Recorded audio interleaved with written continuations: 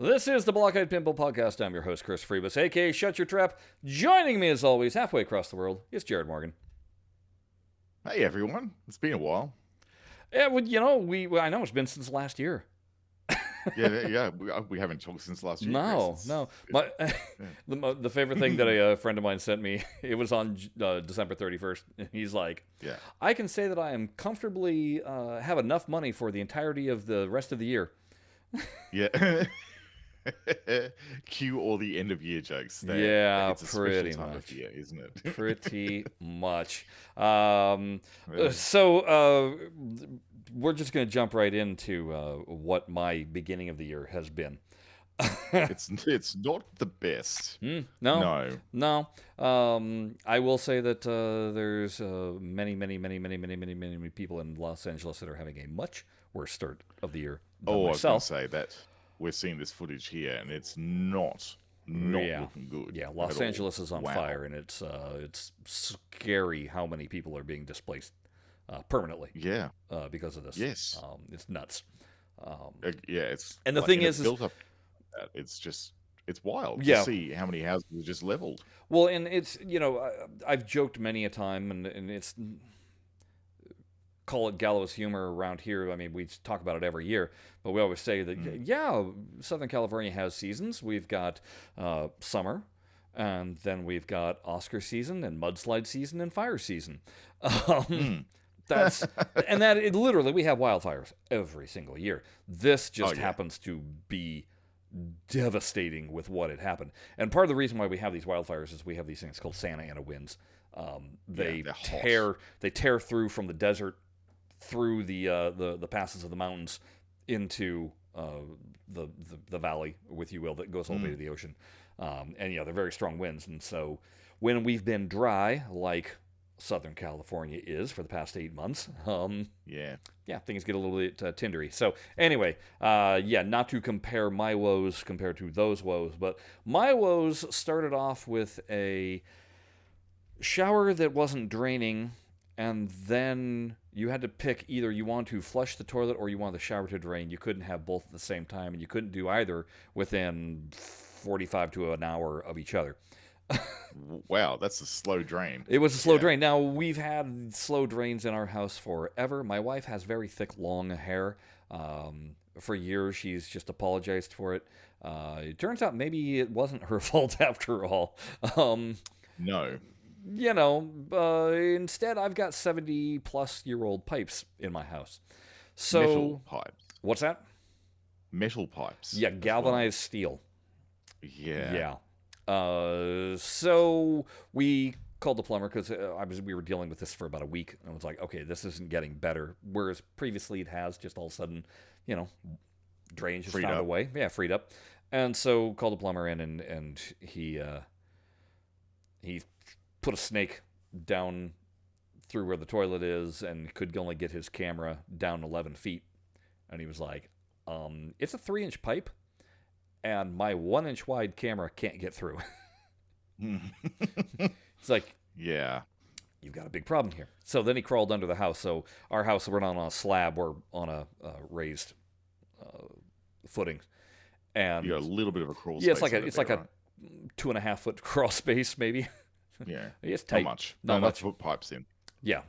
Pipes and some electrical if they want to do that. But he goes crawling around down there, comes back up, and has bad news. More bad news. More bad news. He's like, first off, there is a leak at your toilet somewhere. There's moisture on the ground. And then he shows me pictures of all the feed pipes for all the water coming in. And at every single junction point, they're just rusted. And then he showed me one particular pipe, and he's like, that's about to go. Yeah. And so then it was, well, what are our options? And he goes, well, we can either put a Band-Aid on it, and you're just going to be paying a lot of money to put that Band-Aid on, and you're going to pay even more money when a different portion goes bad. Yeah. Or you can repipe your house. Yeah. And you went, well, Yeah. those are two both expensive options. One of them is more expensive than the other. One of them indeed is. So we went with that. And they it was only supposed to be a 4-day job. It wound up being a 7-day job. Oh, excuse me, 8-day job. Jeez. As they were, you got to wonder how people build how they build. Again, my house built 1956. Yep. You normally have a clean out that's on the exterior of your house, right? So that if there's any kind of clegs, they can run a big old snake through and blah, let it all burp out that way. Yeah. Well, he was like, I can't reach a certain portion of your house. So when he went in underneath and right there where that toilet was, it was, hey, I found your second clean out. Why they put it underneath the crawl space is an excellent question. Because 1950s building code said it was a good idea. That's why. You give me some pictures of these cancerous pipes. Yeah, so they took out the sewage pipes first, the drainage pipes, and go to the cracked the first one. You holding it? No, that's actually the guy holding it, not me. I wish I was that that thin. one? No, one before that. Oh yeah. That one. Here we go. That was what was my toilet was feeding out. There's a big old crack there that has daylight. That's a big crack and a big hole. Yeah. That's a 3-inch pipe, and it was paper thin. Yeah, wow. It was because that's the bottom of it where all the water would have been running, right? So, and so what he was also saying was because it was so clogged, there was just standing water in these. So that was just eaten away and rusting like no tomorrow. Yeah. So it was exacerbating a already bad problem. Yes. Basically. So, now go to the one where the dude's holding it. Oh, yeah. This is so bad. Look at that. Okay, here we go. What pipe? I can't see daylight through that. That's a 2-inch pipe, I believe. Man. Just really nice. That looks like a sewage pipe. Really nice and flaky. Go to the next one. Okay, so then this is everything that they took out from underneath my house. Just a big old. Well, that's not. That I shouldn't say. That's not even everything. That's just what I was there in time to take a picture of. So yeah, lots of galvanized steel, and then some old PVC. But it was the steel drainage that was the issue. My house had been modified at some point, and we know this because also they found some really lovely Mickey Mouse jobs done in there, where like there was a PVC fitting that was glued to a steel pipe. Oh, that's always that's effective. Yeah. Now, wow. Our drainage was a problem, but so was our feed lines coming in. My kitchen and my one bathroom, the cold water just trickled. It was barely. And this next picture will show you why. Because it's just clogged with rust. That's an actual water pipe here. Yeah. This thing? Yeah. That's water supposed to go through that. I mean, maybe it's porous like a sponge. I don't know. And then that pipe underneath, that was about to give.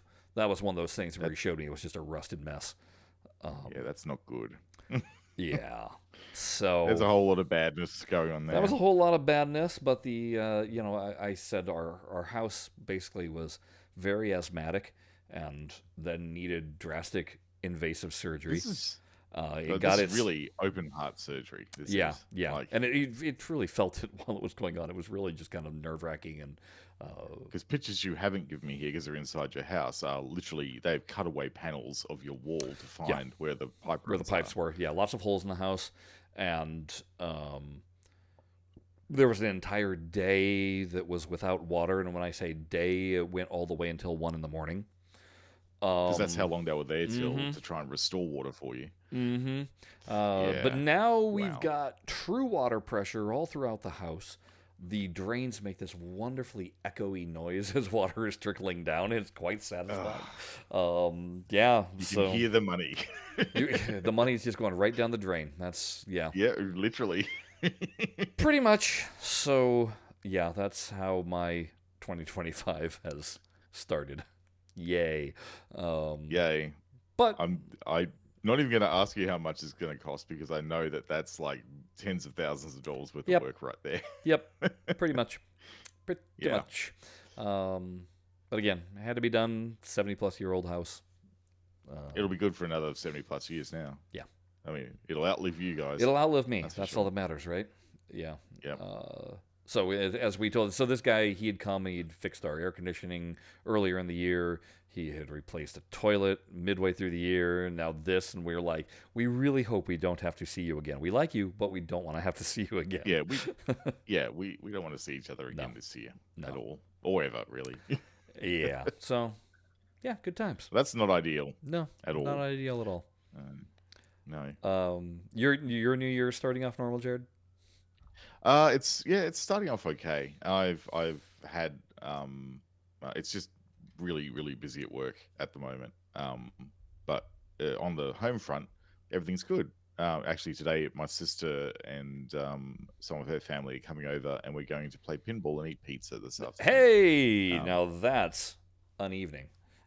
Yeah, that is a good time. So that's gonna be fun today. And apart from that, yes, everything is chuffing along nicely. I'm preparing to buy a whole lot of new boards, displays, and other paraphernalia for my pinball machines downstairs. The two new ones, the new old ones that I've got.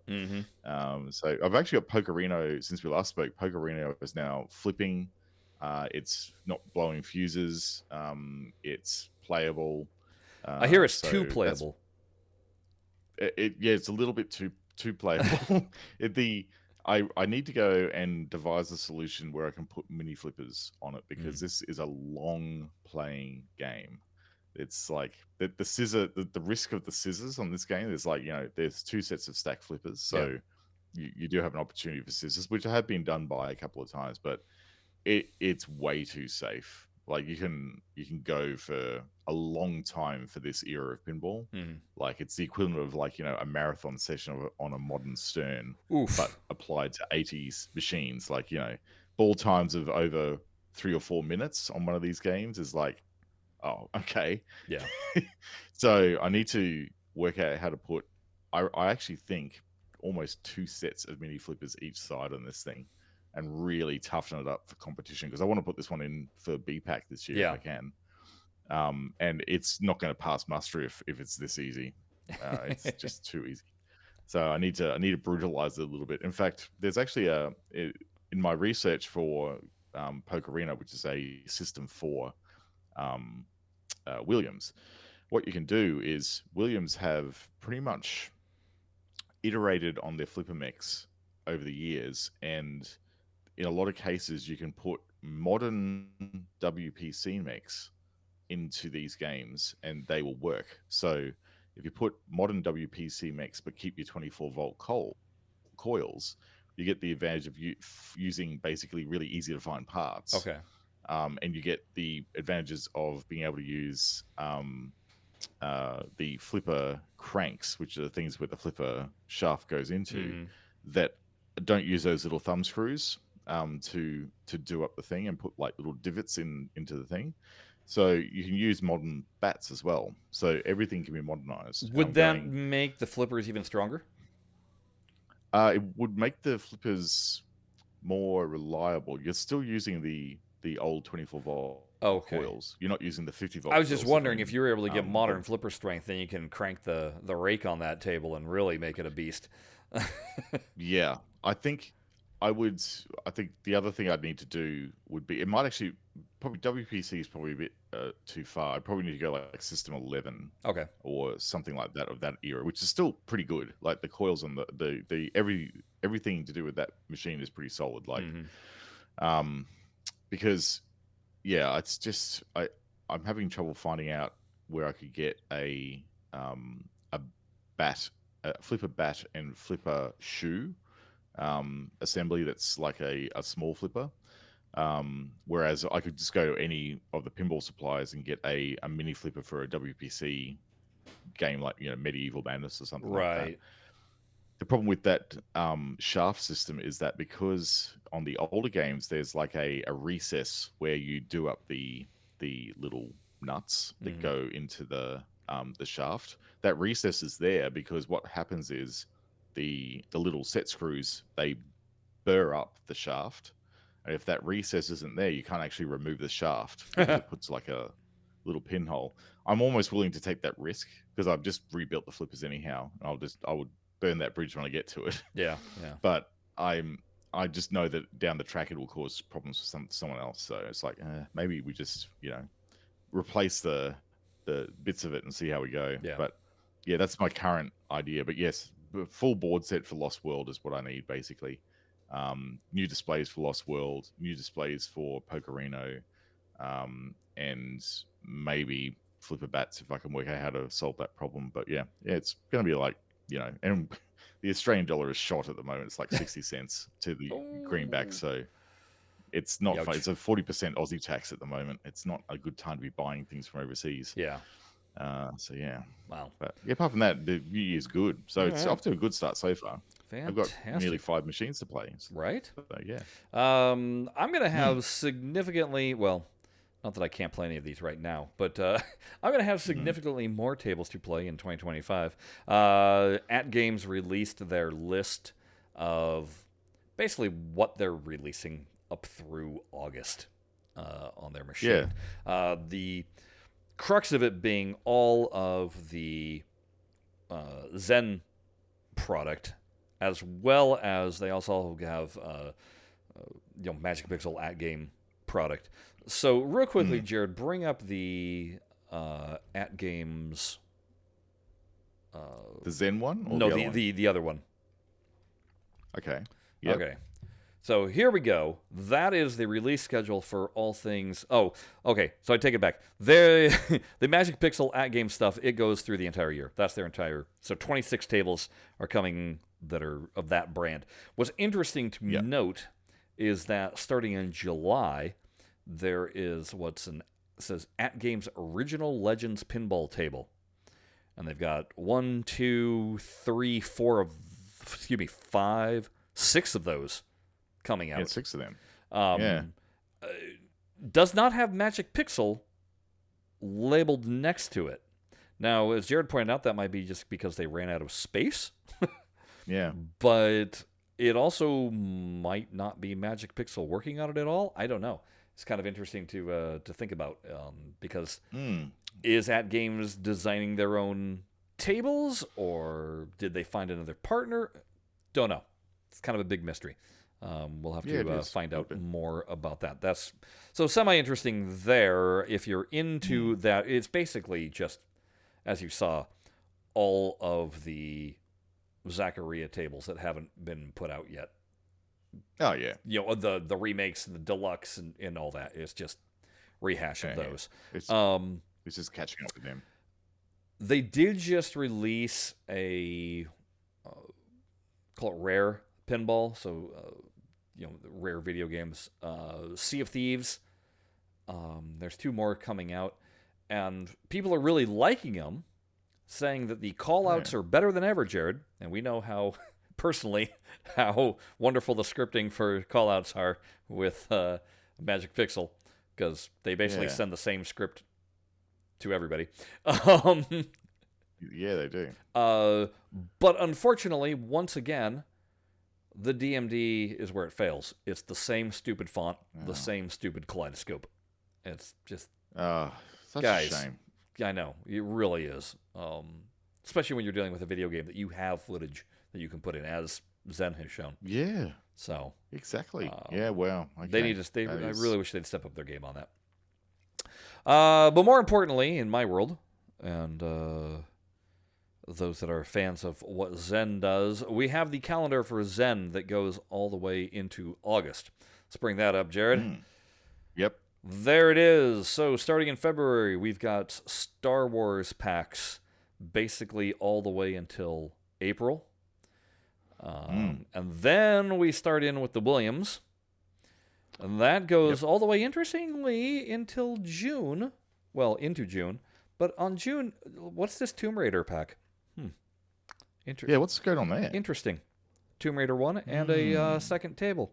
Sounds like a little leakage. Yes. Just like your plumbing. There's right? A bit of a leakage happening. Herbs. So, all I can say is I really, really hope that one of those tables is what you can play on PC now, the modern Laura. Oh, yes. And then the other one is PS1 Laura. PS1 Laura. I want Oh I yeah. want two different errors displayed here. I hope, That would be or interesting. Zen give you the option because I was playing Shadow of the Tomb Raider, and there is a Yeah. skin that allows you to play in old school Lara. It's really In wonky like with photorealistic everything else and just her with trotting her, around. Yeah, it's really yeah, weird. with But big with big triangles everywhere. well, I tell you no, because they. Well, I guess there was one skin that was that, but then there was the other skin that was from Tomb Raider 2, which was Oh, much okay. more polygon friendly. Less triangles. Less triangles, more orbs. Um, Yeah, that's but right. Yeah. yeah, so that'll be interesting to see exactly what that is. Now, Tomb Raider is owned Mm. by the Embracer Group, so not entirely surprising. Oh, right. Okay, Just that's just goes to tracks. show if you want to possibly guess on things that Zen might be working on in the future, look up what Embracer owns. Hmm. And that would And let the probably speculation begin. let the speculation Yeah. begin. And then after that, it's just a whole bunch of Williams pinball. So you might be saying, oh, that's everything. Is it not? And I'm here to tell you, no, it is not. Sometimes it's easier to tell you what you're not getting than what you are getting. Yeah, sometimes. So the missing Williams tables that still are not there are Space Station, Doctor Dude, and Indiana Jones. That'll be the. Yes. Those are the three that do not have a release date yet. Of the Star Wars tables, what we're missing is Han Solo, Droids, A New Hope, Masters of the Force. Finally, they withhold Masters of the Force from something. um, Yeah, yes. our least favorite Star Wars table. Force Awakens, Might of the First Order, The Last Jedi, Octo Island, Solo, Calrissian Chronicles, Battle of Mimban, Rogue One, and Rebels. That's a lot. That's It a is. lot of Star Wars content That's they're still a leaving on lot the of table. content. But again, you still have between September and December to fill out. Yeah, that's right, because they do say in very small print at the bottom of the thing, it's like the remaining 19 tables will be revealed in spring 2025. Just on the note about Space Station and Dr. Dude, they, unless I'm misreading it, it seems to be on the 30th of the 7th, according to the sheet. That they're going to be releasing Space Station and Doctor Dude in Did this I miss excellent it? way right Oh, here. you're right. I did Yeah, miss that. In but as my far as Indy Jones So it's just goes, Indiana Jones. I don't think Indiana Jones is on the list. So maybe that's going to be in spring 2025. Well, and Well, here's the other spring, thing. Northern Hemisphere spring. Yeah, we still don't have any new skins announced. And if there is ever a table Uh, that should have its own skin, oh, it's definitely it's Indy Indiana Jones. Yeah, Um, yeah, absolutely. That'd you look know, great in someone's lounge room. oh my God! And if they, well, not that they would, but if they went the extra mile and put the pistol for the launch, but Oh, then you wouldn't have a wouldn't, plunger. but You that'd be, you have to have a plunger. It's yeah. Yeah, you can't do it. What I really wish AtGames would do is, and I'm sure I could mod it really easily, put a launch button underneath the plunger. Yeah, that'd Um, actually be really good.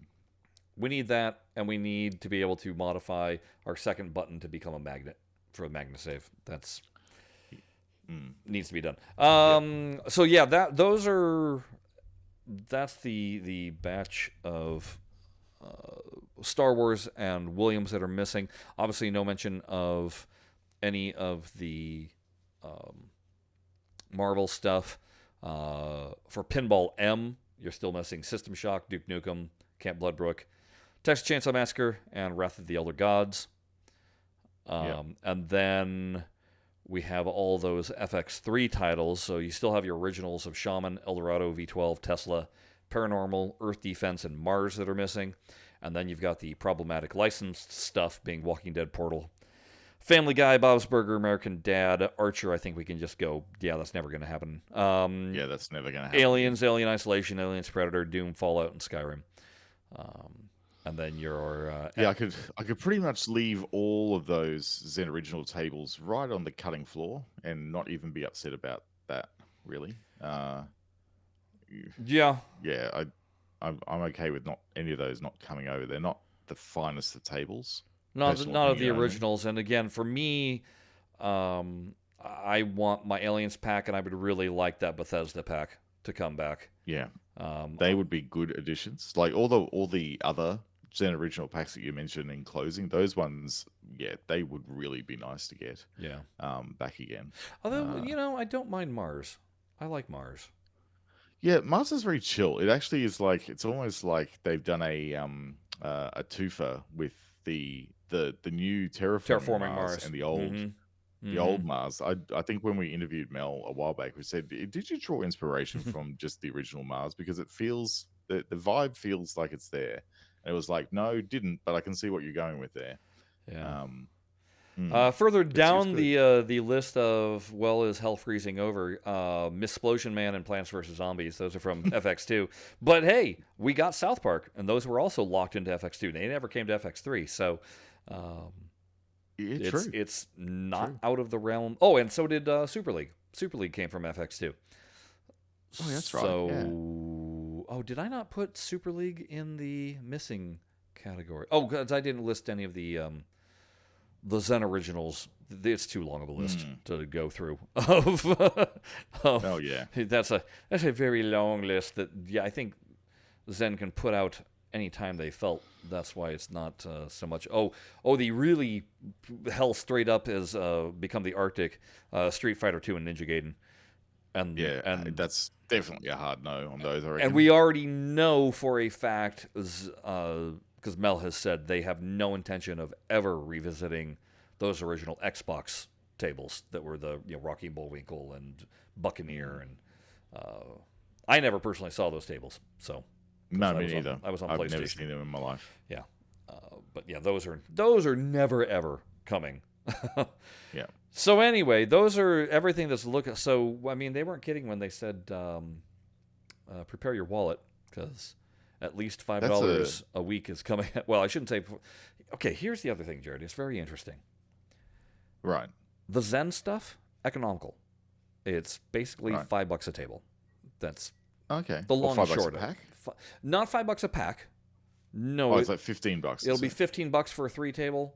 It's $5 for a Oh, single yeah. table. So it's $5 Okay. a table. Yeah. So you're not getting the sale prices that you would get on Steam, Mm. but compare that to this rare pinball pack. Basically anything that Magic Pixel puts out, 3 tables, $35.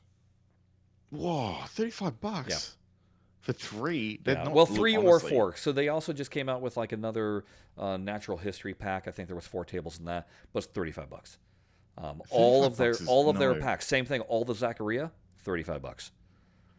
The question you have to ask yourself is what packs will you have more fun with? Oh, I know the answer to that. And yes, that was more rhetorical than anything, but for the price of entry, 15 versus 35, and that's US dollars. If I had to buy those down here, not that I can because the AtGames ecosystem doesn't exist down here in Australia. Um, that's $50 for Yeah. 3 tables. Yeah. No, thank you. Yeah. No. So, So but I mean, not good. there are people that love those tables. Interesting, they like them. Some people like them more than the Zen originals. It's really odd, but different Part strokes for of different folks. it is, but part of that also comes down to they're looking at the graphical fidelity Yeah. and the Another responsiveness. thing I noticed, yeah, and there's that line again, right? Now, funnily enough, I noticed in fine print that they have a little disclaimer about 4K and what games will actually display on the screen Mm-hmm. in the bottom left of the things now, which I won't read out, but I think you can get the idea. Yeah. So that's now called out in print now. So that's interesting. I found that very interesting to read. Yeah. But like I said, I'm not noticing much. I'm not caring. Let's put it to you that way. Jared, I cannot tell No. you how much Fishtails and Wild West Rampage I've been playing. Really? An absurd Wild amount. West Rampage, though. I- Really? And I've appreciated what Wild West Rampage was, but I could never get into it. Oh my God. right. I'm seriously. You're loving it.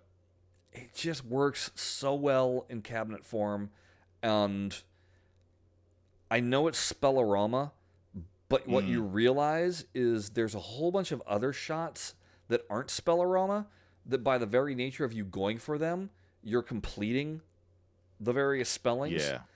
and just by the very nature of you going for these other things. And once I got a grasp on what you're supposed to do when things start, like a big problem is any of the pop-ups or things that, like, there's little bad guys that pop up that you have to shoot.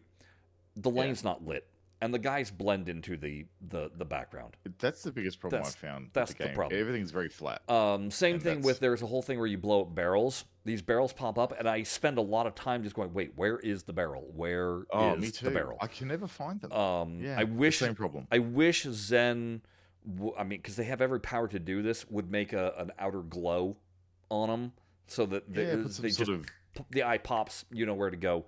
So it's treat them like a flasher in the game, right? Like yeah, put yeah, some sort of flashing thing around them, yeah, or halo, or something exactly. like that. Because they have done that in games since. Yeah, like droids, for example, Yeah, with the parts you got to collect right. for C-3PO. So but once I understood where these things were gonna be, it was like, oh, okay, I know where to shoot for. I know where to go. The problem, I mean, there's a few problems with gameplay on the thing. One of these modes, you start it, and the first shot you have to do, it's taunting the sheriff, and the first hole Mm, you have to make is on the far left, but the ball drains to your left flipper, yeah, and then you have to pass it, and passing on the this is not cabinet the is a lot easiest. harder. Yeah, Passing the ball over to your right in order to be able to get it, and the problem is if you miss it and it goes around the whole loop, it feeds to the left flipper again. yeah, um, yeah, so it's yeah. there's a couple of modes that are like that where it always puts you on the wrong flipper and everything is a hurry up. So I don't like that.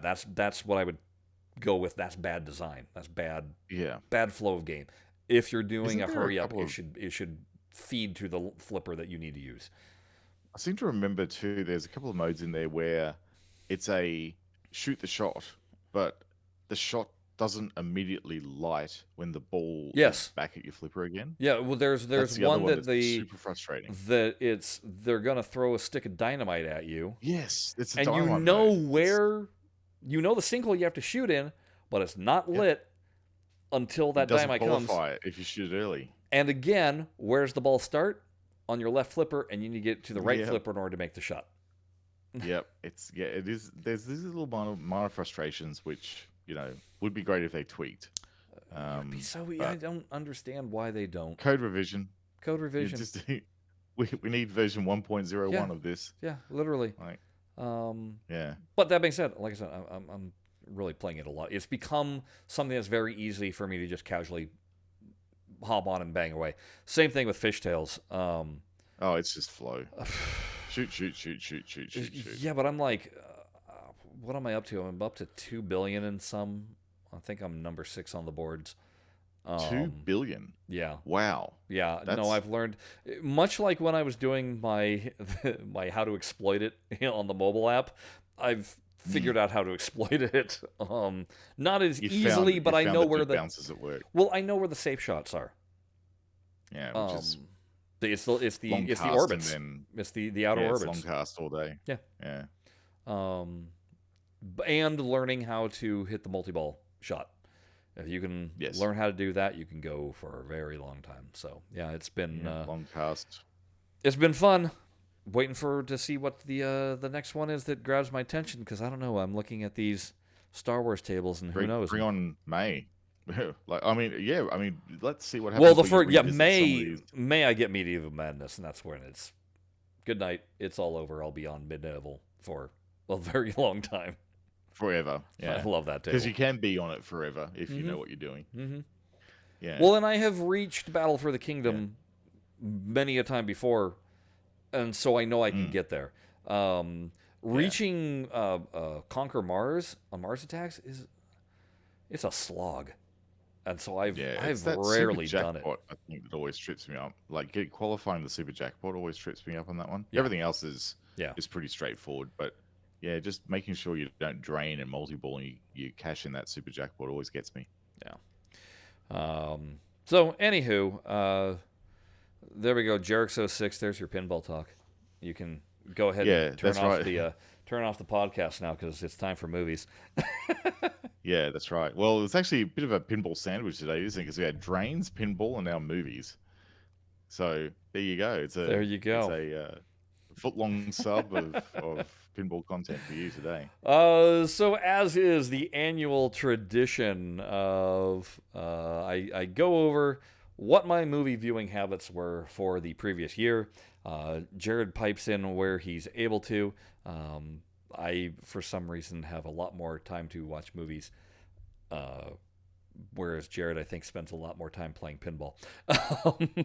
I do attempt to, yes. Yes. Although, admittedly, I haven't really been able to sit down at the PC and play a lot of pinball. It's more fixing them at the moment.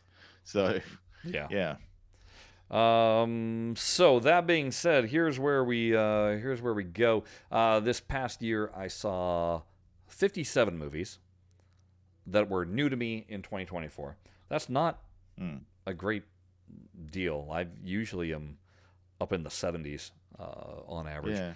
Even worse, I only saw 4 in the movie theater. That's not much. And how did that compare to like last year, where last year I think I saw 8 in the theater, but I saw Right. 58 movies, I believe. It was 56 or 58. So literally saw the same amount last year that I saw this year. Right. Okay. But I saw more in the theater. That being said, my best list, all 4 of those movies that I saw in the theater wound up on the best list. I know my I taste. think you must have known. I do know my taste. I know what's going to tickle that fancy of mine. What's worth sitting on a popcorn encrusted seat is yes. where you want to spend your money. Yes. So let's dive right in, and we're going to talk about what I thought were the best of what I saw in 2024. I don't normally go and rank them, but this year, because there are so few, I guess, it was kind of easy to rank. I'll go in reverse order, though. Starting with, I'm going to start with Deadpool and Wolverine. Oh, yeah. I haven't seen this one. It's on my list. Look, it's fun. I had a blast with it. It knew its homework assignment, and it met that homework assignment, which was how do we introduce Wolverine into the MCU, honoring past Wolverine. They did a bang-up job on that. I got no issues with what they did. The humor was there. I laughed a lot. Yeah, Jackman and Reynolds, you're not going to have a bad time with that, are you? No. My biggest gripe was that all those side characters that had been in the previous 2 movies were in one scene. And that's it. Okay. Because so they really were trying to establish that connection and only that connection.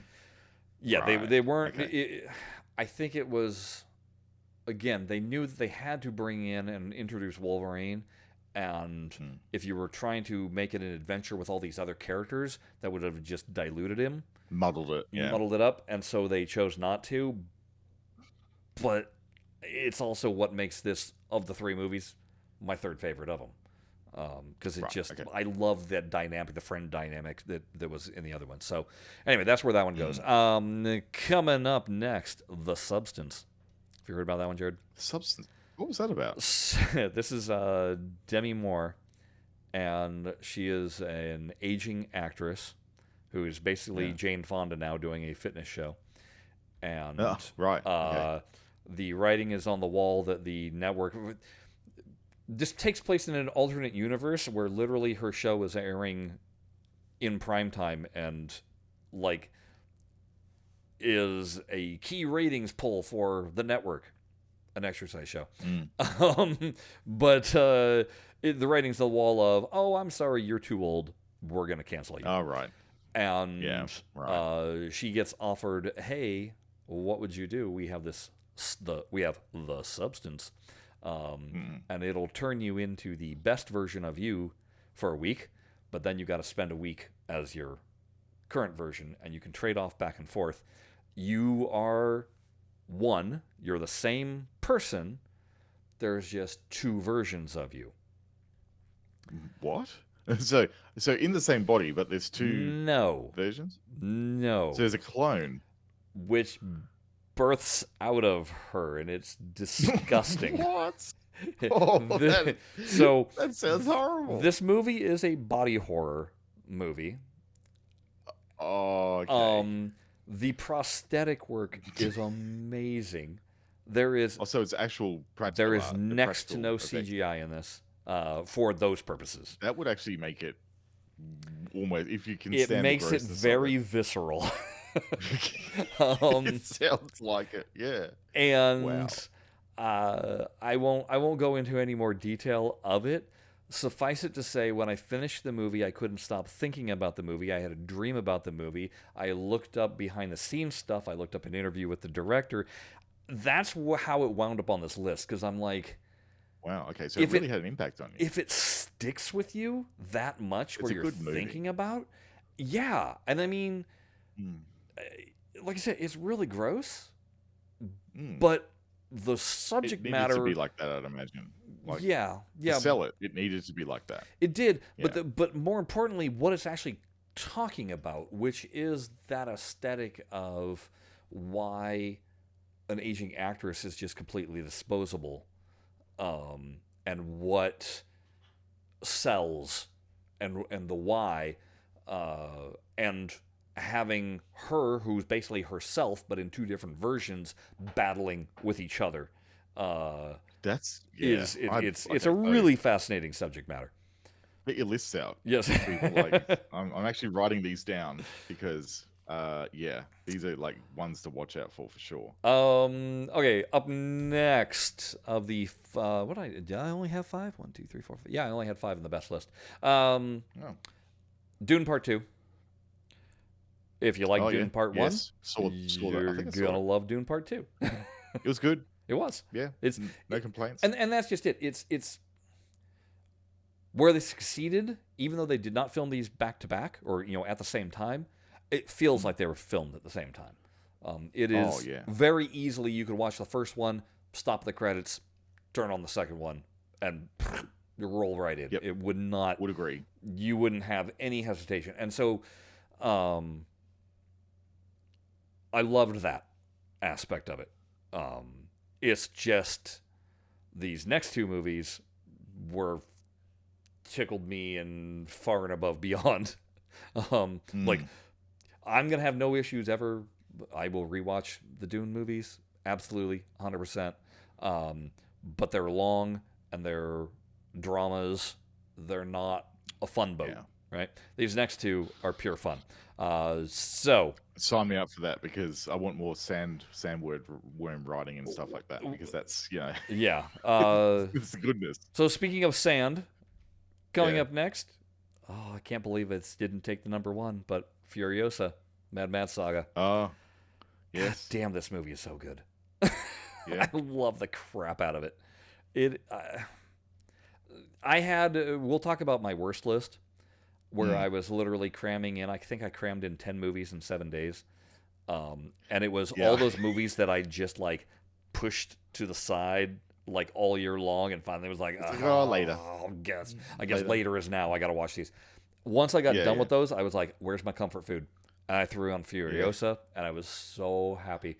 It is just so this is like a single watch. This is a multiple watch so far this year. Well, last year. Yes.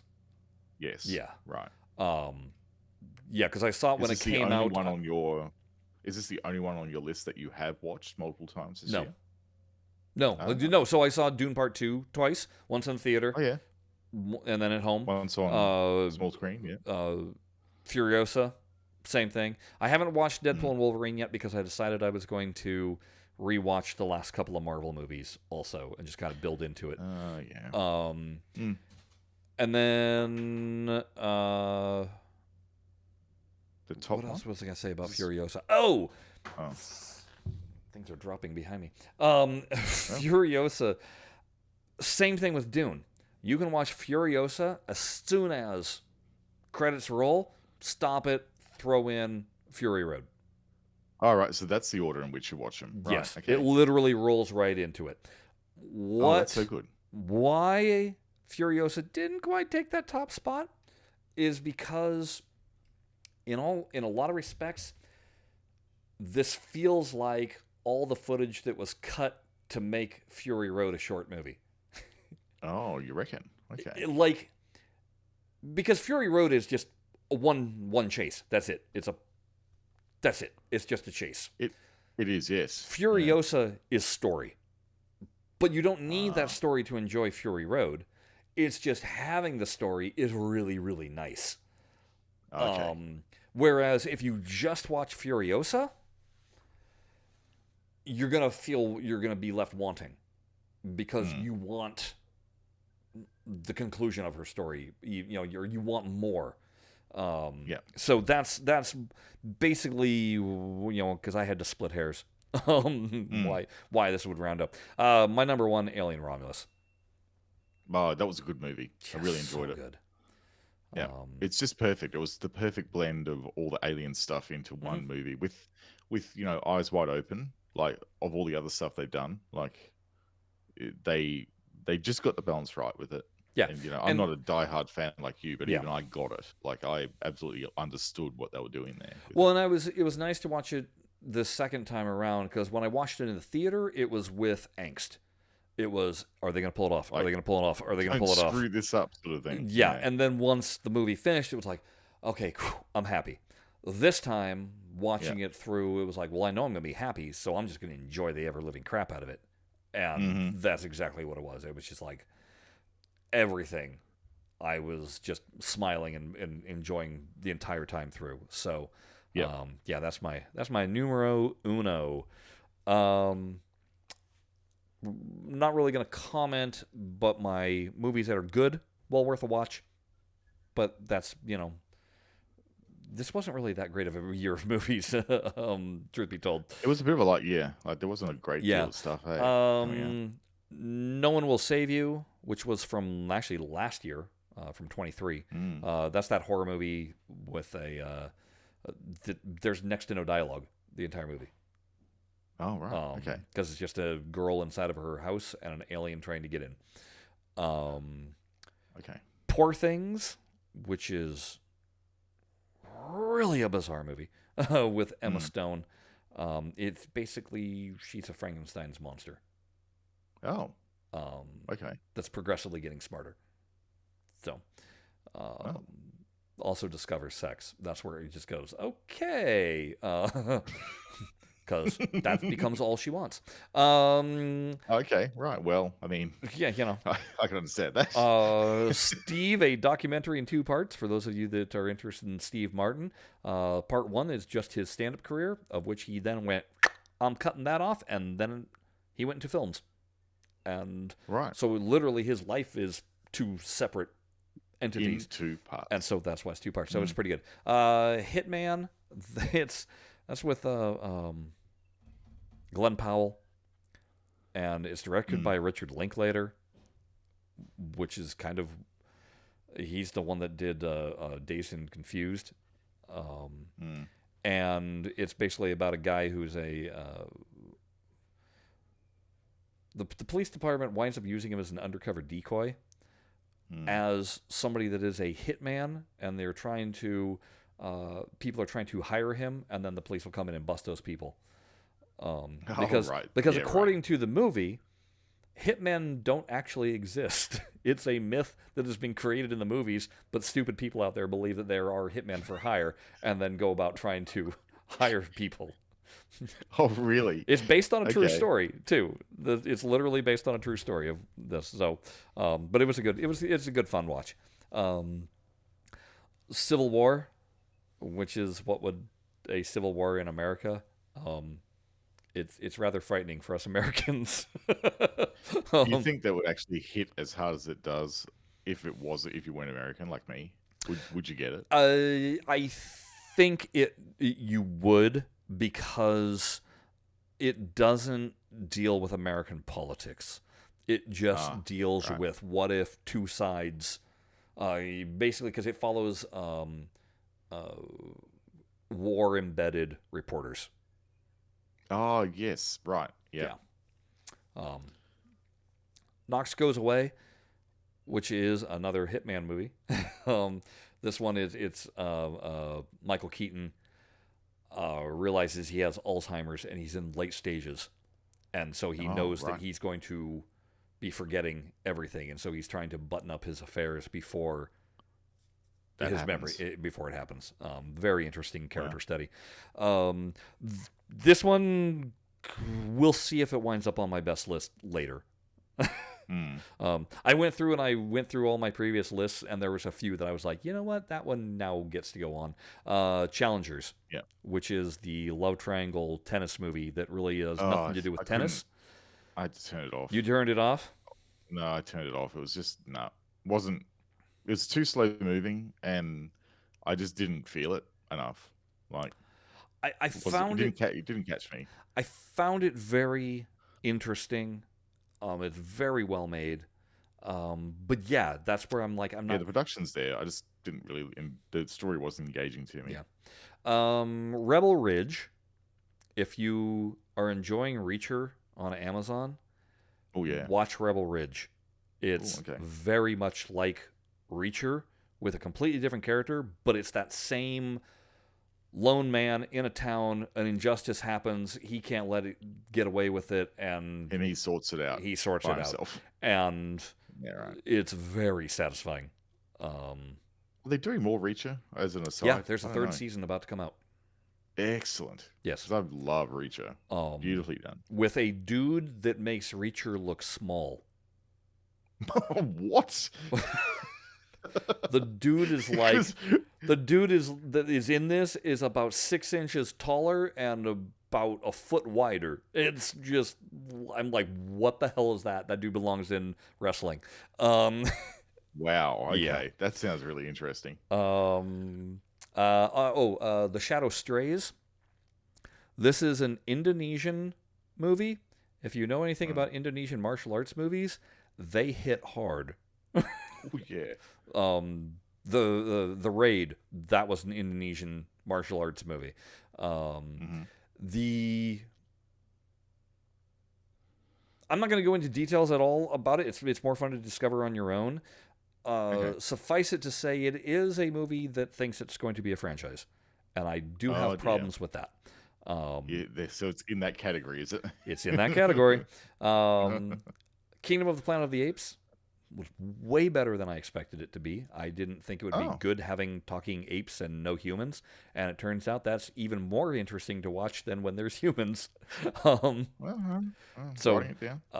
and the if you have Hulu, there's two ways of watching it.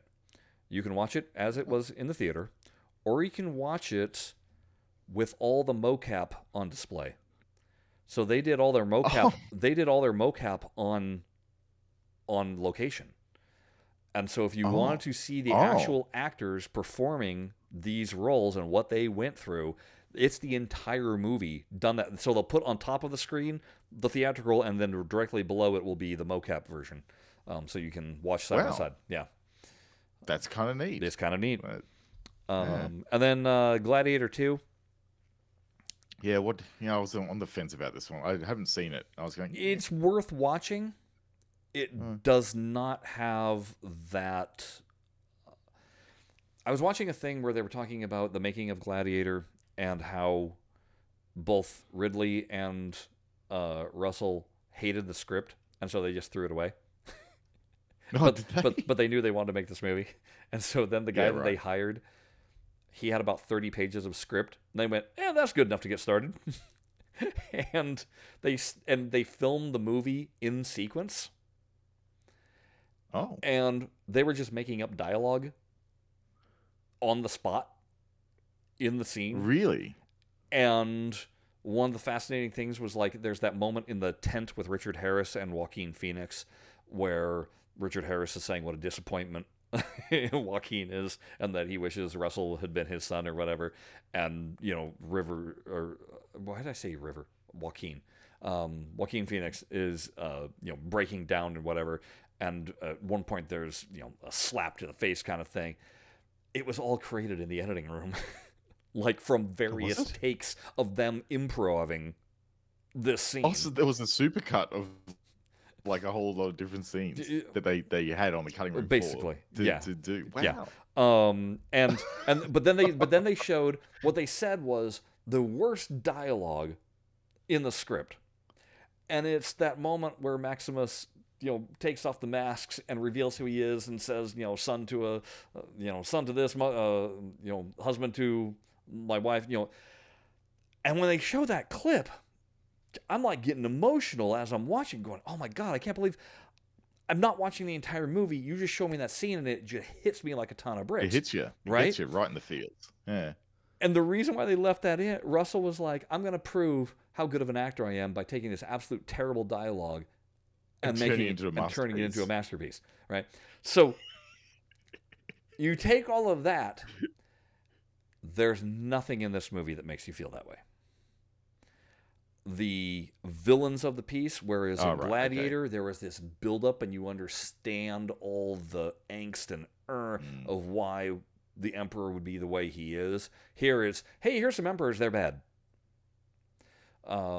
Where it's worth watching, Denzel Washington just chews every piece of scenery he's in, and it's wonderful to see. But there's even... It's on the list. I've got it right here. Yeah. It's like I said, it's worth watching. They justify its very nature. It's kind of shoving a square peg into a round hole. It works. But really hammering it in there. It's stretching some believability, but like I said, it's worth watching. Let's go. I'm gonna skip there. We're gonna go to the worst. Yeah. What's the hot trash releasing that you saw in 2025? Not necessarily released, but you saw. Okay. 2024. Oh my God. Okay, so let's start with The Beekeeper. Jason Statham movie. Oh yeah. It is in every way an exploitation knockoff of John Wick. Right. And it is terrible in that manner because it's so obvious what it wants to be and so obvious what it isn't. Not a good movie. Not a good movie.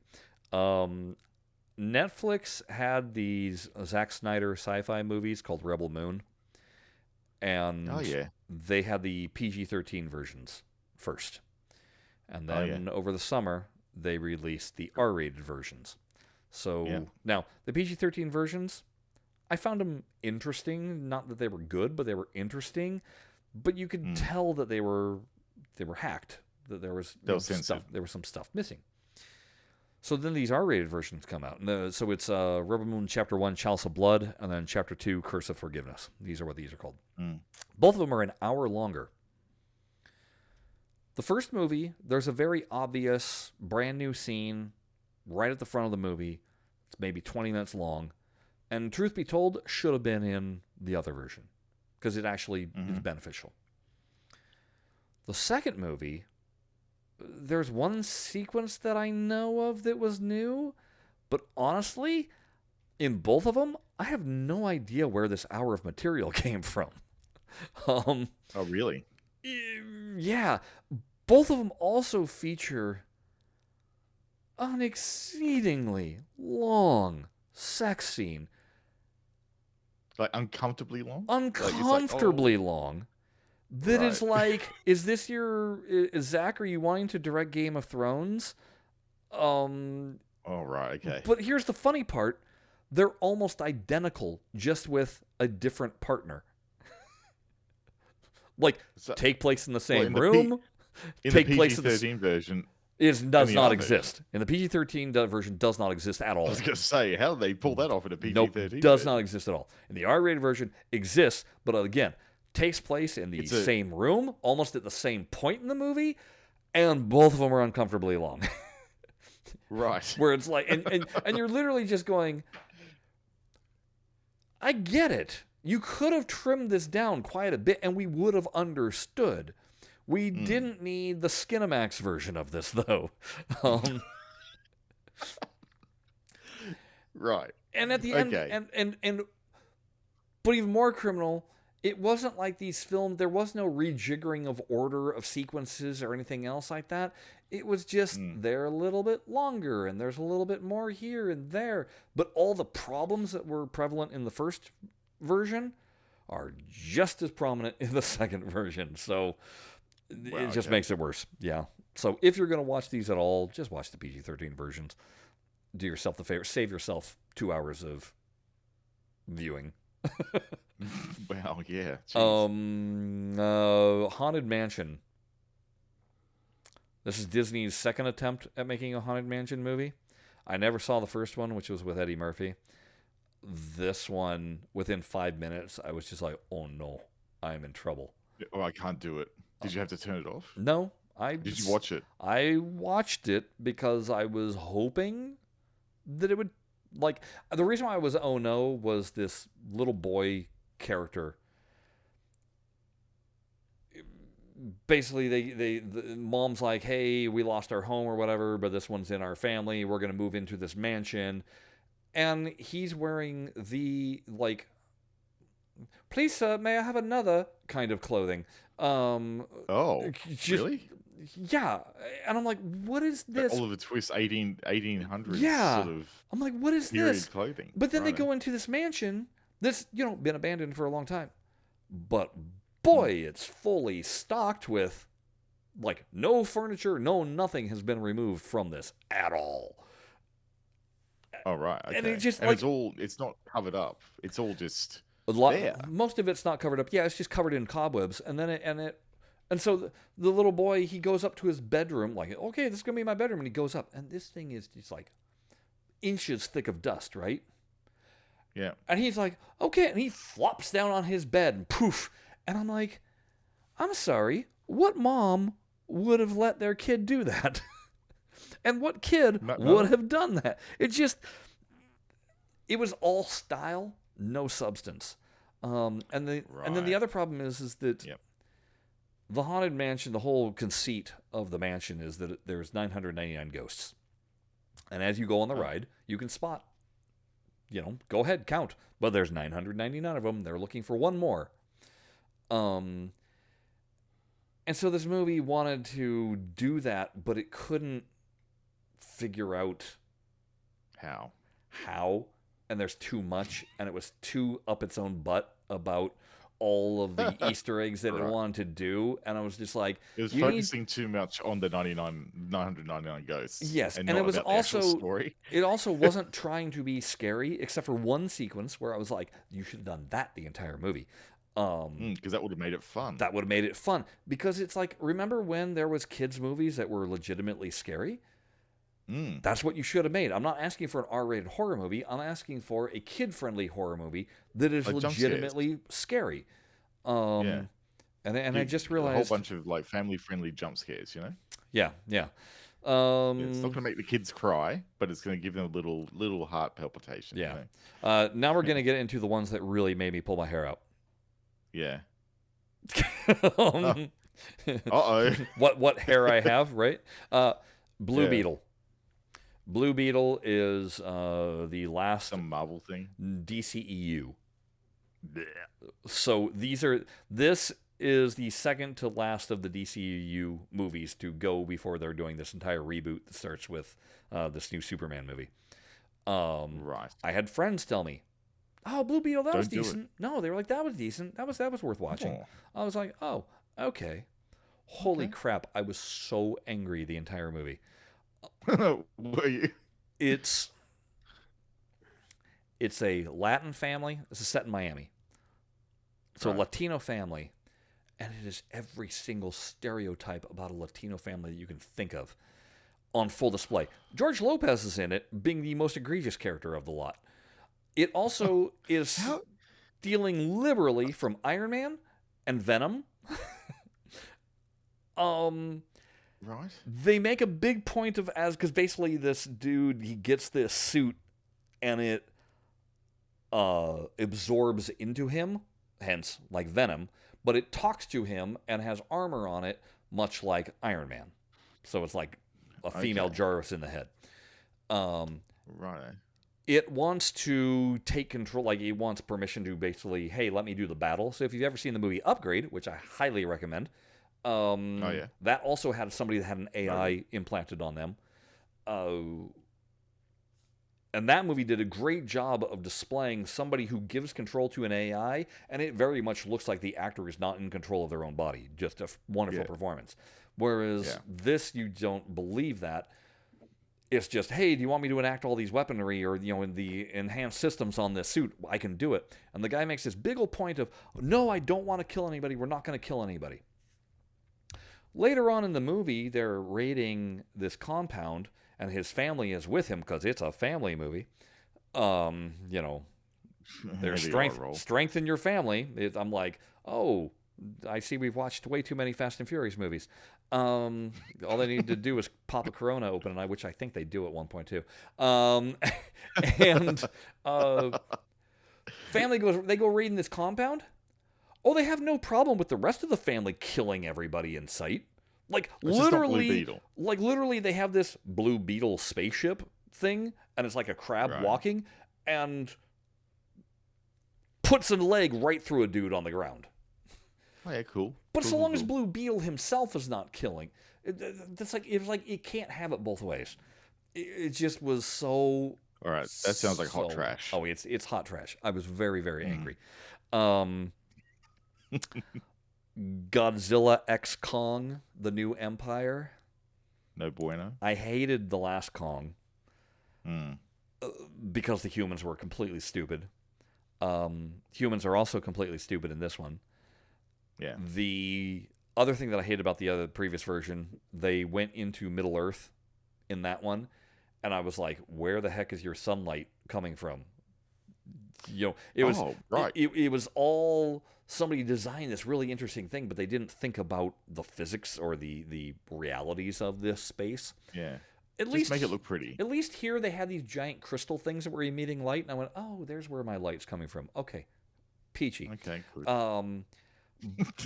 But the problem is, it lost completely, and this is what happened with Ant-Man Quantumania, it lost its sense of scale because it places Kong in Middle Earth where all the other creatures are just as big as him, and so unless you have a little human running around nearby, Kong just looks... There's no banana for scale. No, he's just no banana for scale. There. And then it does... You know how a movie has really lost all inspiration, or a franchise has lost all inspiration when it finally goes to space? Yes. Well, no, they don't go to space, but they do turn off gravity in Middle Earth. And so Kong and Godzilla and the creatures, they're bouncing between floating rocks and fighting midway as they're floating. And good. Yeah. Good. Sounds about just as much fun as they do invert gravity mode on the pinball machine. Right. Bad Boys, Ride or Die. Steve. Oh, you don't even need to tell me about this one. I thought this was like, did you watch it? What are they doing with this? No. It's like, why would I? I know exactly what this is going to be. It's going to be absolute rubbish. Yeah. Martin Lawrence is not physically able to do this kind of movie anymore. Right. Yeah. And so they spent a lot of time basically devising excuses for why he's not in this portion of the movie. Oh, really? Basically, yeah. Right. They do just the... Will Smith winds up having anxiety attacks. Nowhere previously in any of the movies, he was always the Rock, full of absolute bravado and confidence, and now he's going to have anxiety attacks, and of course he's going to have them at the worst opportunities possible. Of course he is. Something I should point out about Blue Beetle, Godzilla, Bad Boys, it's, okay, we're going to do comedy now. Okay, now we're going to do some action. Now we're going to do comedy. Now we're going to do action. Right. It's no seamless blending at all. No. And it's literally just like, oh, we're going to take a moment out for that. The other thing is, you know what I say? Do you know what I mean when I say they do a needle drop? Yeah. No. Yeah. No, needle drop Needle is when drop. you drop and all of a sudden the music kicks in full force and it's some rock song. All right? Oh, right. With something. Yeah. Right. Okay. Because Yeah. Yeah. it's so much easier to convey the emotion of the scene by all of a sudden have Ace of Spades playing rather than actually having your characters, you care about them and you're worried and just the orchestral score is doing the work. Yep. All three of them. Wow. It's oh Needle really, drop. we're using Right. that song? So it's the Oh, most yeah. Right. obvious of needle drops also, kind of thing. Yeah. Yeah. So just avoid all. Oh, last thing about Bad Boys. Yeah. The level of action would have been fitting if this had been the second movie in the franchise. Oh. Because it's only just mildly more. The problem is Bad Boys 2 had them driving a Humvee through a favela in Puerto Rico, mowing down an entire hillside, and ended with one of the best deaths of a villain ever because he died twice. Spoiler alert, he gets shot in the head and then falls backwards on a landmine and blows up. Double death. Amazing. It's fantastic. It's so good. And that's the problem. The bar got raised so much higher that the only way to exceed it would have been to go into space. Into space. That's right. Okay, these next three I could not finish. Okay. Dragged Across Concrete. I don't know, but it had Vince Vaughn and Mel Gibson in it, and I was like, I could go for some crazy Mel Gibson, sure. There was none of that. It took 20 minutes to even get to those two characters. Of those 20 minutes, there was an action sequence that was exceedingly boring. And then when we finally got to these two characters, their dialogue was painful. And then I realized it's a 2.5 hour long movie. What? So Dragged Across Concrete not only is the title of the film, but also the experience you feel when you're watching it. Yeah. So I made it 30 minutes into that one. Because again, Right. 20 minutes and then 10 minutes. And then I knew. That's the rule. Normally you can tell if a movie's going to be absolute cack or not in about 20 minutes. If you usually can, but I also am... The reason why I don't turn off these things, I'm curious to see... Like, I don't want to shut it off before the good stuff happens. You know what I mean? So I'm going to give it at least to the point where something should have happened.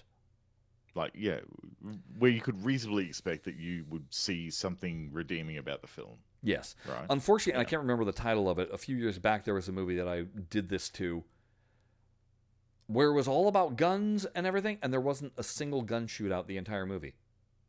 What? I know. Okay. But I was literally like, okay, it's right around the corner. Okay, it's about to happen. It's gonna, and then credits, and I went, what? You're kidding me. I've been betrayed. Total betrayal. Where's my gun? So this is why I watched Aquaman and the Lost Kingdom, and I made it to 47 minutes of this pile of trash.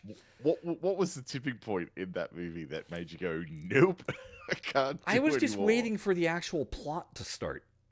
All right, okay. 47 minutes in and there was no plot. Okay. It was a rom-com. Well, when I say rom-com, it was one fish and a baby. It was Aquaman and his baby Aquaman, and aren't I a fun dad? And oh, woe is me, I gotta rule the kingdom. And What? hey, look, here's some. This is what I hated about the first one, because it was filmed what's called dry for wet. Oh yeah. So they never touch water the entire movie, and when they're filming, Right. Somebody might throw a bucket of water at them, but there's no underwater filming. And it's just CG wavy hair and people talking as if they're talking through normal air. It's just, blah, terrible. Horrible. But where it was finally about, I was like, okay, are we finally getting to it? It was because, hey, remember your brother from the first movie? No, I don't. Who you sent to a prison? Okay, sure, whatever. Yeah, I'm gonna go break him out. For why? I don't know, because I'm going to. Okay, fine. And so has to go through this ordeal to break him out. For some reason, the prison is in the middle of a desert because, well, fish people. So, yeah, that'd be terrible. Yeah. Okay. Finally rescues the brother, but with never taking it seriously and constantly quipping dumb jokes. It's not even good one-liners. They're just plain dumb jokes that the other actors are like going, really? Here we go. They're not landing in any way at all. Oh, no, not at all. Not at all. No. Rescues him. I can't even remember what I had a problem with the rescue, but it had something to do with, isn't it convenient that the water is suddenly there? And saves the brother, who is like shagged out, massive beard, hermit and cave look, emaciated and everything. But for some reason, as soon as he touches the water, bulks back up. And then, so he's been shriveled up. He's dehydrated. He's dehydrated, more or less, yes. And then he gets into this. He gets into this ship with him, and he's shaved. The hair is now groomed, and the dumb banter is still going on. Wow, that water must be pretty good water, man. Yeah. Can I get some of that? Yeah, the dumb banter is going on, and I'm still going, wait, now what is the point? I'm 47 minutes into this movie, and I still don't know why we're here. What are we doing? So off it went. Wow, that's a special kind of bad. Oh, but then there's this bad. Madam Web. Everybody I mentioned this one to, they said, don't do it. I said, but I gotta. They said, no, you don't. I said, but come on, it's so bad it's good, right? No, it's not. It's just bad. I went, but really? And here's the tipping point for me. The executive from Sony, because they just put out Kraven the Hunter, and he was angry because critics just aren't giving this and Madam Web a fair chance. I don't know what that is that they have against us, because Spider-Man's not in it, I guess. I don't know. But I think both of these are good movies. I went, oh, okay, let's see how much is this executive, the head of the film studio, does he have a valid point, or is he just blowing smoke? Yeah, he was just blowing smoke, because lots of smoke. It's terrible. And it's terrible on so many, like every level. Terrible. Wow. Your lead, Dakota Johnson, it's the most wooden reading of dialogue ever. She's supposed to be an EMT, and it'll be like, I'm gonna go rescue you. Come on. Kind of. There's just like. So it makes some of Keanu Reeves's work look. Well, no, because at least Keanu tries. This. Yeah, right. This isn't. I'm just thinking of all his work in The Matrix, where it's a little bit wooden, but this is like. No, this is literally just like, I can't believe I got to read this. Okay, I'm gonna read it, and because I'm wearing an EMT outfit, you're gonna know I'm an EMT. It's me speaking, and I'll let my outfit do the work for me, rather than selling the role. Right. It also, the setup of it is absurd. Needle drops that are bad. Everywhere. The editing. There was a scene literally of her driving the ambulance to the scene, and it literally edits. Ambulance goes this way, and then ambulance goes that way. What? If you've never watched, just Google it or go to YouTube.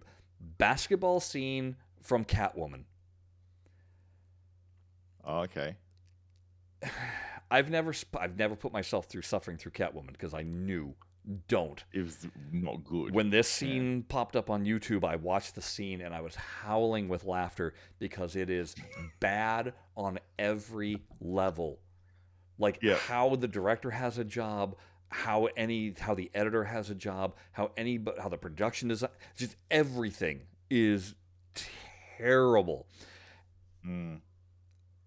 It seems like this movie looked at that and went, "Oh, I love that movie. Let's make that one."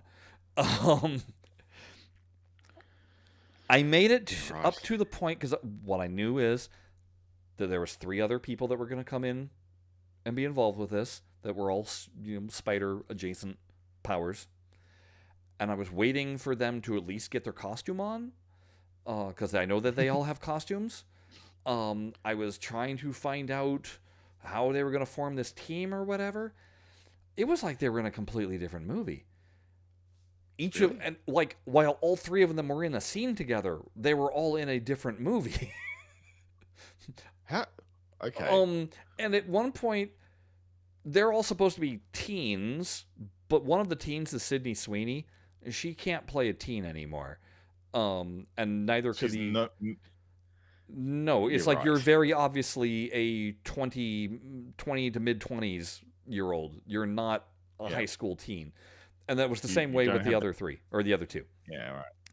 And Madam Web, she's not called Madam Web yet, but whatever. She saves these girls because this thingy that looks like a Spider-Man but isn't Spider-Man is coming to kill them. And she takes them off into the forest. And they had been attacked when she saves them and runs them off. And they're just like, I don't want to be in the forest. This is so boring. And she goes, she's like, y'all have to stay here. I got to go run back to my apartment and get something. Leaves them in the middle of the forest. Okay. And they're standing around and they cut back and they're like sniping at each other. And one was like, I saw a diner off the highway. Let's just go there. Yeah, okay. I'm like, the part where you all were about to get killed earlier, no, let's just go to the diner. So they go to the diner. Madam Web is able to see into the future and see a bad thing happening. This allows her to maybe alter the course of things so that the bad thing doesn't happen, right? So she goes back to the forest. And she's like, "Where are they all? Where these girls go? Is that, Who you abandoned? don't you know this? Yeah." And so she goes traipsing through the forest, amazingly in the exact direction that she needed to, and comes across this diner. And she goes into this diner, and should note that before we cut to this point, the girls were all sitting at the bar of the diner, and one of them looks over her shoulder and sees this booth with a bunch of high school boys in it. And she's like, they're cute. Cut to Madam Web coming into the diner, and the three of them are up on top of the table dancing. Oh, what? And I'm like, Okay. what kind of Denny's is this? What teenage girl would do this without alcohol in her system? And why do they think this was a good idea? And the boys that are at the table are just, I can tell their screen direction was, you're really happy that girls are dancing on the table. There's no rhyme or reason as to why. They're just like, you know. And it was at that point I looked at my watch and I went, oh my God, this movie's been going on for an hour. And we still have nothing going on. And how long was the movie? Is it standard length? Standard length. Mind you, I'd already turned off the movie once on a previous day. Oh, really? And then was like, okay, let's just watch some more. So this was two. I could have gotten out of this a lot earlier. But no, I was like, you stuck with it. Let's see what's more. Wow. And it was at that point I just went, I can't. And I'm so glad I can't, because somebody later that was like, oh, but you missed the best part. And that's where she leaves the girls in her apartment, takes the stolen cab that she's had to the airport. She's on a watch list, but somehow is able to fly to Peru, where her mother had discovered this particular spider that did this bite or whatever, does her business in Peru, flies back.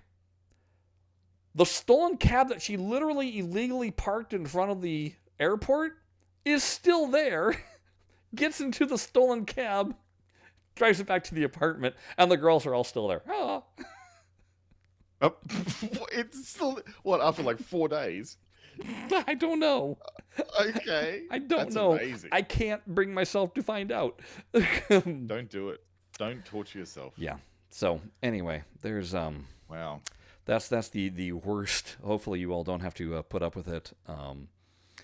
Just avoid. Just like avoid. Quickly, my most disappointing Fall Guy. I love stuntmen. I love stuntmen movies. I used to watch that show as a kid. It felt too safe, and it was also a rom-com. It was. Yeah. Weird. It wasn't bad. It was just weird. Argyle, Matthew Vaughn, the director, he's done The Kingsman. He's done X-Men First Class. He's got an interesting style to him. This one, it started off well, and then about halfway through, it did its big switch, and it was not for the best. And then the movie went down a cliff. Monkey Man, which is Dev Patel directed. It's supposed to be an Indian martial arts movie, which I was like, okay, I'm down for that. Really not edited well and steeped in what I'm guessing is Hindu mythology. That if you don't know Hindu mythology, you're going to be lost, because I was very lost. The Killer. Now, last year there was a movie on Netflix called The Killer. It was directed by David Fincher. It was decent. A little slow, but decent. Now, The Killer is also a John Woo movie from the 80s that, if it hadn't been for Hard Boiled, would be his masterpiece, you might say. Right. They remade The Killer, and John Woo directed it. That's the only reason why I watched it. He had an interesting take, but it doesn't justify being remade. Right, okay. And then Beetlejuice. It just kind of was I watched there. this as well. It's like... It wasn't bad. It just is there. It wasn't terrible, but it was like... wasn't necessary. No, either. not at all. No. Not at all. Okay, so this brings us to the special awards. Yeah.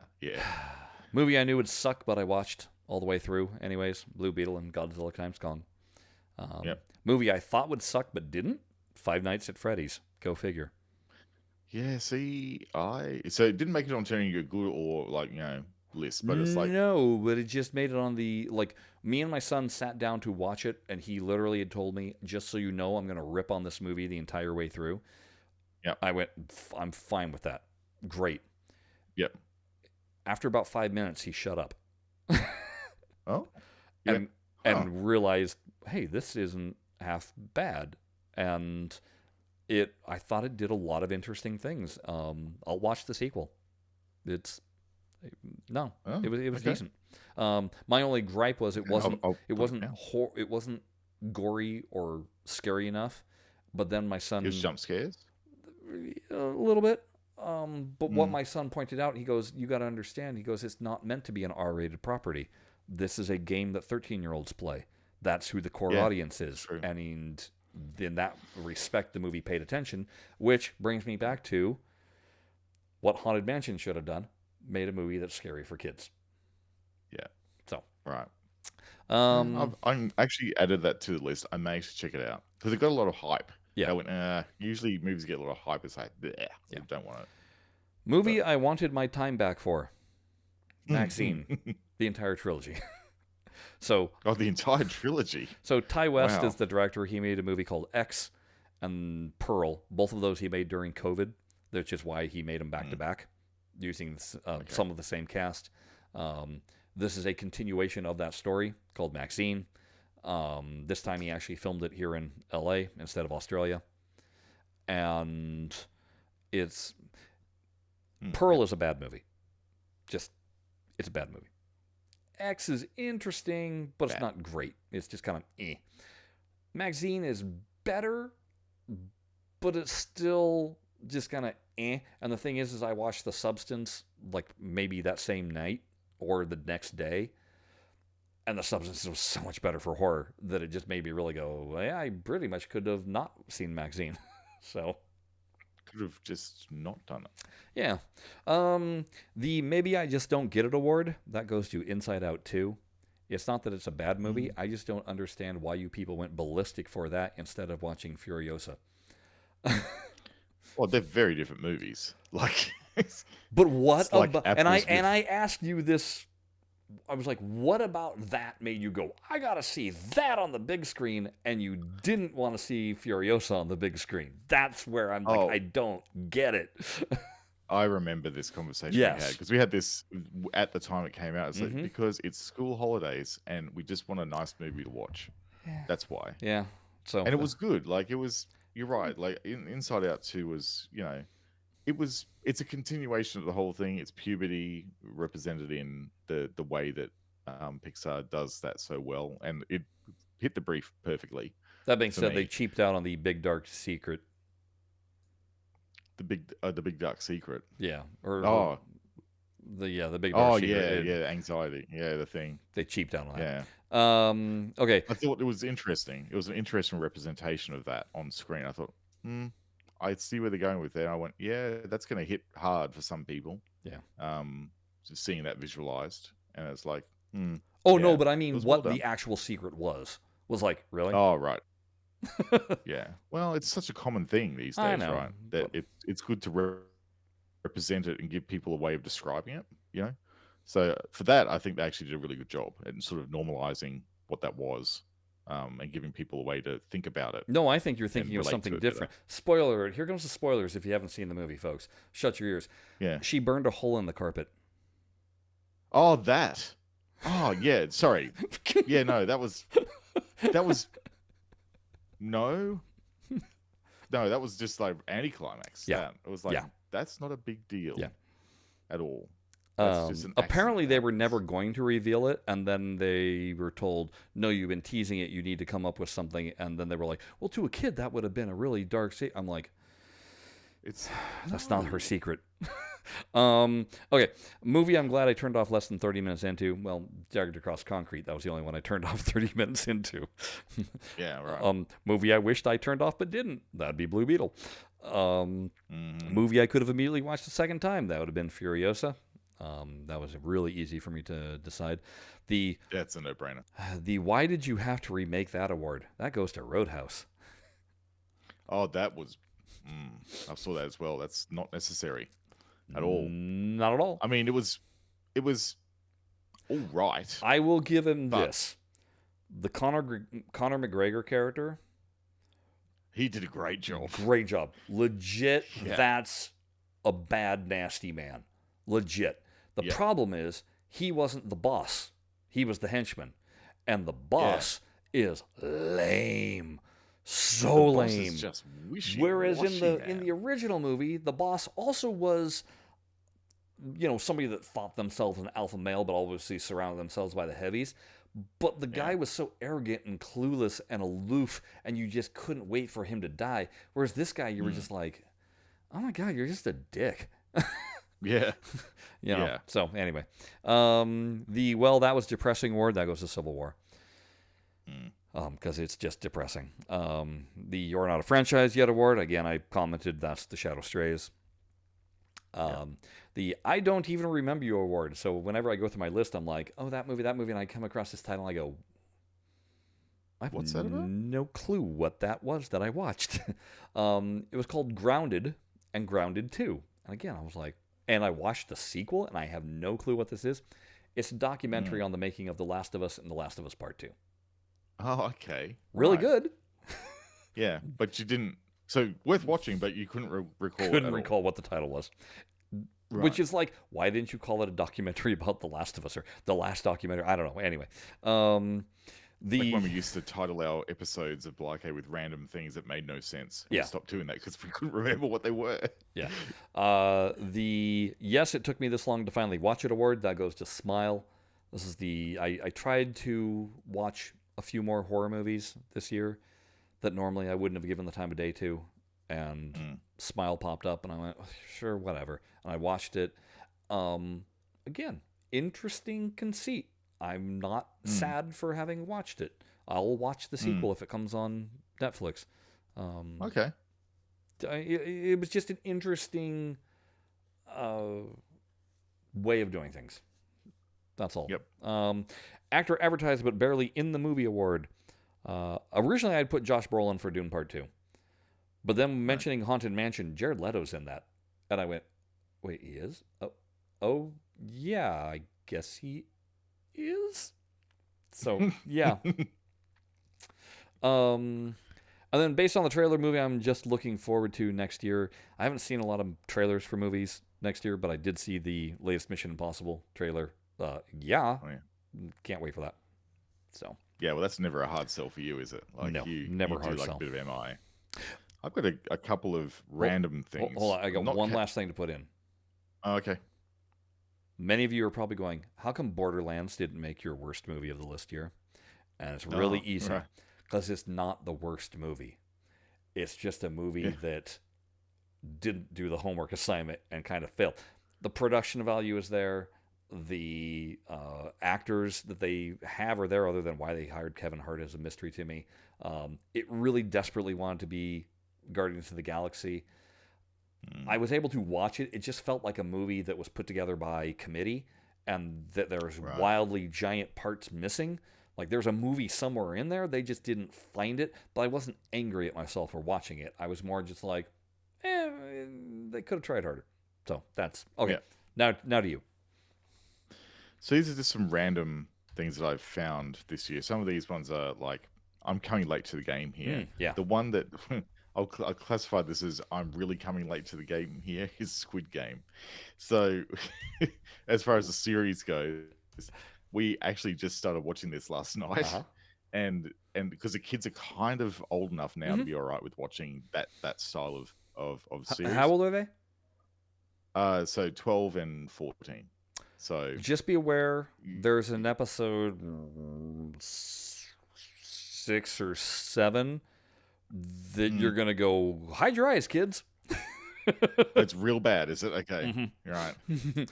Yeah, because we got to the fingers being crushed scene, which was like, oh, wasn't expecting that to just be thrown in there Yeah. in the first couple episodes. And we had just cleared the one where they had the tug of war. Okay. So yeah, we're up to about that point, but I'll keep an eye out for ones where there's like a real bad one. Yeah. But it's the thing about it is it's you see the hype, right? This is one of those things where I like to watch things but while the hype's died down. And we knew the hype about it. There's all the games, but the thing that's really interesting about the series is it's actually quite character driven. There's Mm-hmm. lots of stuff happening, and it's really well told. Yes. And like we were being drawn in, and they'd leave a little cliffhanger at the end of each thing usually, and it's like, wow, that's really good storytelling. I can see why people were really getting into this at the time. And so yeah, we're kind of hooked on that. I So yeah, Squid Game, consumed very good. season 2 in a day and a half.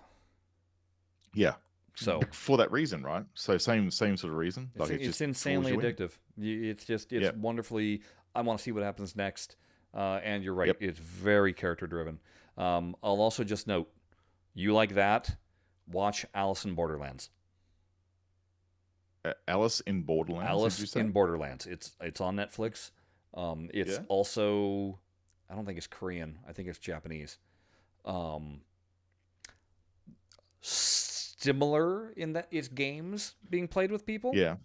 Mm. Um, Equal. It's in a lot of ways I like it better than Squid Games, Oh, and that's okay. saying something That's because I on the list. enjoy Squid Games. So look up Alice in Borderlands. There's 2 seasons of it. Yep, that is on the list. I like that. The other thing I found was so I finally got around to watching Avatar 2. Ah, yes. And it was great. It really does. I see what you're talking about now with the whole underwater scenes being filmed underwater. Mm-hmm. Really believable. Mm-hmm. Really believable. I went like it felt like you were there. It was amazing. Also, Um, he puts on a master class of how to shoot action when you get to that yeah, the whole ship sinking and them rescuing and coming on, and there's yeah. gunfight and there's tension and there's multiple locations that you're worried about. It is masterfully put together, and Oh, I'm that sequence of events was just amazing in the movie. he's It was so so good. good at directing action, so good. Yeah, really, really enjoyed it. Like I knew that was like it didn't really feel like Pocahontas. No, It didn't have that vibe to it, which I was really happy about. hmm Um, so these are like some. This is a documentary, and I just came across it the other day. It was in 2024, so it does qualify. It's a documentary about Roger Moore. Um, Very interesting about how he sort of rose to fame and led himself into the 007 role that he had. Um, I was quite engaged with it. It has Coogan doing the voice of Roger Moore because, of course, Roger Moore has passed. Does a really good job actually as being a sound alike, and narrates the movie really well. It's look, if you even have a passing interest in that era of 007, it's actually really worth a watch. So check it out on, I don't know what platform, but see if you can find it and you'll work out where you can see it. Uh, the other thing that I really enjoyed, and surprisingly, was Secret Level. So Secret Level is a series of short, like, so think of it like Love, Death, Robots, It's but the same all based creator. around video games. It's Yeah, same creator, yeah, right? it's Tim Miller. Yeah. Mm. So it's all centered around video games. So you've got things like all the AAA titles, all the way down to like ones I've never heard of or played. Well, you haven't heard of them Um, because they haven't come out yet. that's why. Hmm. Okay, right. So I mean, the biggest highlight for me was how they handled Pac-Man I was gonna in say it's gonna be this. Pac-Man, isn't it? Oh, it's so good. It is. If you have not seen it, just go and watch that one episode. Amazing. It's amazing. It's like taking a lot of the stuff that was floating around on the internet about what if the the Pac-Man was a thing Yeah. and the ghost was some other thing. Yeah. It really runs with that, and it's amazing the way they've done it. The Dungeons and So Dragon one love is it. pretty good. Yeah. I watched the Oh, and the Warhammer one yes. Oh my god, with the the war. Okay, oh the Warhammer one literally made me then look up Warhammer stuff because I was like, wait, what is the yeah. lore of this thing? What is going on? It really made me interested, and knowing that Henry Cavill's got a series that's going to be Warhammer. Mm. I'm like, okay, I'm down. We're cool with that.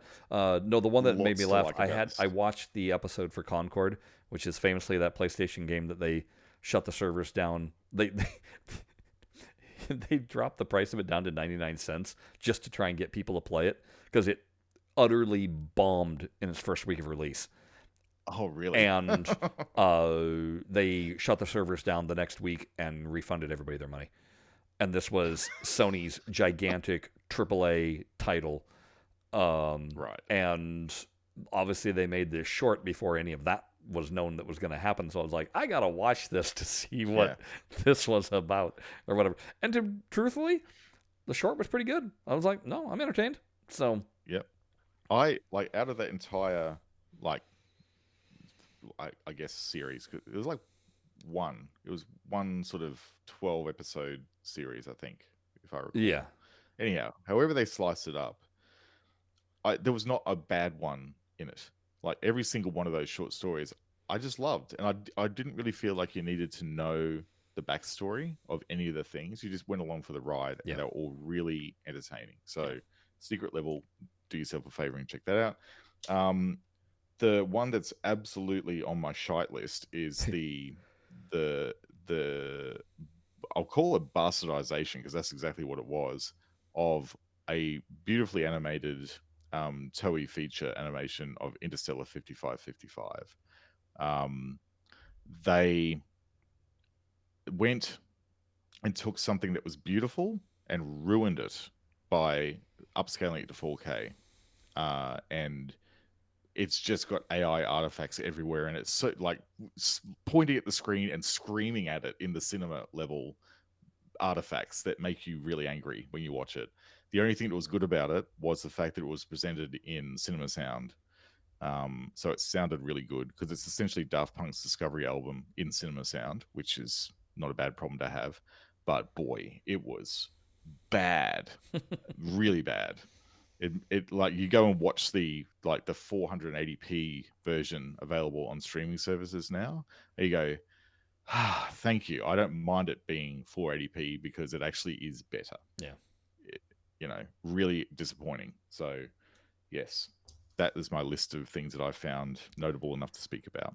There we go. Yeah, so there's the recap of 2024. I did start the new year off by watching Wicked, but I will save that review until next year. Yeah. I need to watch that. I think because I'm coming in dry. Yeah, I came in completely dry, not knowing I didn't know anything about it. Yep. I'll just say I enjoyed myself. It was good. My wife, who is a Wizard of Oz nut Rabid fan, like that was her childhood. it had her in tears. Now, Yep. granted, most movies put her in tears, but this had legitimate reasons. Yeah, right. Um, Interestingly, as an aside, our local movie theme park, Movie World, Hollywood on the Gold Coast, Yeah. lol, has a Wizard of Oz precinct now, which is family friendly. It's got 2 rides in it. One's a boomerang coaster with dueling coasters, Yeah. and one's a suspended coaster. So yeah, we'll be going down and trying that out as well. Cool. So nicely coinciding with Wizard. Yeah. Not Wizard, Wicked. Yeah. So yeah, good work getting that timing right. Theme park. All right, so that is the summation of the movies, and don't worry, folks. Next time we'll get around to some pinball. You know you have to put up with this every year. That's the buy-in for this show. Yeah, that's the price you pay. That is the price you pay. It's free. The show's free, so you got to pay for it. Please don't unsubscribe because of this. Yeah, because we've only been doing this literally since I think our first year around. Yeah, so like 2013 was probably the first year that I did it on air. So yeah, it's been going on a long time. There's 2 things you can.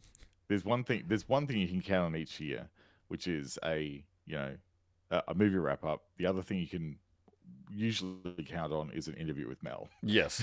I won't say you can always count on it because who knows, things might change in the future, but you can always count on movies being discussed at the end of the year. Yeah, we are on the watch for Zen's announcement about VR. We don't know when that is coming up, other than sometime in the first quarter. So that's what we're hoping comes sooner rather than later. But otherwise, it's Jared's favorite phrase of what's going to happen next episode. Stuff and things. So yeah. All right. We don't know, but it'll be stuff and things. Until then, folks, thanks for watching. Bye-bye. Bye-bye.